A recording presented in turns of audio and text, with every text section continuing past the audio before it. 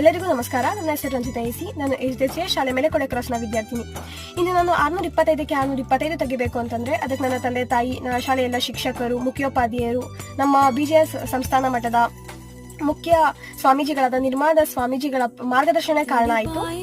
ನಮ್ಮ ಶಾಲೆಯಲ್ಲಿ ತುಂಬ ಎಕ್ಸಾಮ್ಸ್ ನಡೀತಿದ್ರಿಂದ ನಮಗೆ ಅದು ಯಾವ ಲಾಸ್ಟ್ ಎಕ್ಸಾಮ್ಗೆ ಯಾವುದೇ ಒಂದು ಭಯ ಇಲ್ದಿರ, ಪ್ರೆಷರ್ ಇಲ್ದಿರ, ಹಾಗೆ ಫುಲ್ ಕಾನ್ಫಿಡೆಂಟ್ ಆಗಿ ಎಕ್ಸಾಮ್ ಬರೆಯೋ ಥರ ಕಾರಣ ಆಯಿತು.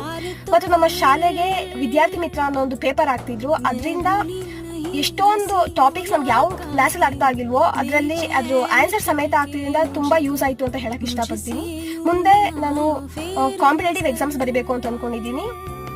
ನನ್ನ ತಂದೆ ಹೆಸರು ಚಂದ್ರಶೇಖರ್ ಮತ್ತು ನನ್ನ ತಾಯಿ ಹೆಸರು ಅನಿತಾ ಅಂತ. ನಾವು ಗ್ರಾಮೀಣ ಪ್ರದೇಶದಲ್ಲಿ ಇರೋದ್ರಿಂದ ನಮಗೆ ಈ HDCA ಶಾಲೆ ಒಂದು ಬೆಸ್ಟ್ ಶಾಲೆ ಅಂತ, ಅಂದ್ರೆ ನಮ್ಗೆ ಯಾವ ಶಾಲೆನೂ ಯಾವುದು ಬೆಸ್ಟ್ ಅಂತ ಅನ್ಸ್ತೀರಾ ಈ ಶಾಲೆಗೆ ಸೇರಿ ಫಸ್ಟ್ ಸ್ಟ್ಯಾಂಡರ್ಡ್ ಇಂದ ಓದಿರೋದಕ್ಕೆ ನನಗೆ